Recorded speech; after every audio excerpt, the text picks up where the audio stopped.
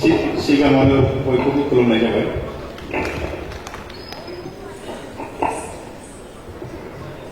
दिनैनि मानगोनां गाहाय आलासि महरै नुजाफैनाय चरण बर' एमएलए माजबाद कन्स्टिटुएन्सि आरो बेजों लोगोसे नुजाफैनाय मानगोनां देरस्रां हाज'वारि आरो जोंनि ग्रेटार मुम्बाइ बर' कसारिनि मानगोनां भाइस प्रेसिडेन्ट सेक्रेटारि आरो बेवहाय नुजाफैनाय बिदा फंबाय आरो बिब' बिनानावफोर,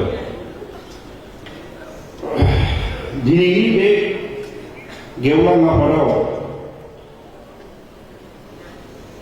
आं फंनैसो बुंनो सानदों। जोङो बे जायगानि पार्मानेन्ट बुंजानो हायो, क्योंकि जोङो बेवहाय न' बां लानानै थानाय जाबाय। सिगाङावनो आं सिनायथि होनाय जासिगोन। आंनि मुङा अमरप्रिया बसुमतारी, आंनि गामिया फराना सिखागुरि, क'क्राझार। आं मुम्बाइआव 2001निफ्रायनो दंफैयो। दिनैनि बे रंजासालि बैसागुनि फालिनाय दिनाव एमबिएसनि गाहाय थांखिफोरखौ आं फंनैसो बुंनो सानदों। बे मुम्बाइ नोगोराव आं बहुत बोसोर जाबाय होननानै बुंजायो। दिनैसिम 17 बोसोर जाबाय।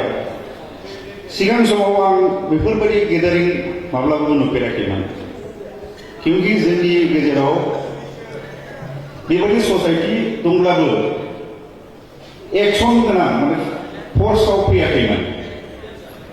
दा रिसेन्टलि जोङो जोंनि नेहाथारि धीरेन सारनि नाजानायाव जोङो दा मानसिफोरखौ लैहोर लैहोर बांसिननिफ्राय बांसिन फैनायखौ जोंनि मुम्बाइ ससाइटियाव जोङो मेम्बार बानायनो हाबाय।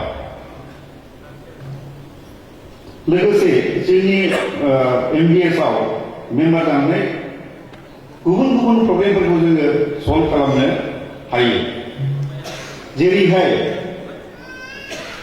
जोंथ' वार्किं लेभेलनि गभर्नमेन्ट जब मावग्रा मानसि, नाथाय बेवहाय जोंनि 27 मा होनो बेखौ 27 गोजान लामानिफ्राय जोङो गावनि थांनायनि थाखाय, गावनि केरियारखौ बानायनो थाखाय बेवहाय सोरबाया एडमिसन लानो फैयो।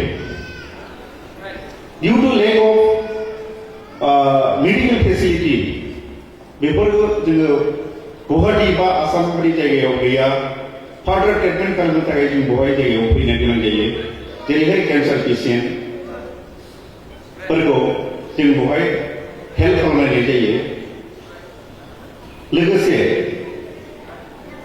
टुरिजिम, सोरबा बेरायनो फैनानै जुदि जोंनाव बे जायगायाव जुदि जिरायनो थाखाय न'फोर थायोब्ला, मानोना बम्बेआ ओरैबायदि मोनसे मेगा सिटि, जुदि गावनि न' थायोब्ला जोङो एसे रेहाय मोनो आरो।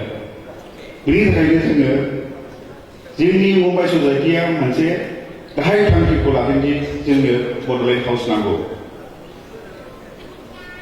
बेनिखायनो आं मुम्बाइ बर' ससाइटिनि एक्जिकिउटिभ पार्मानेन्ट हिसाबै बिटिसिनि क्लबनिफ्राय थाबैनो हेफाजाब मोनोब्ला जों जोबोद गाहाम मोनगौ।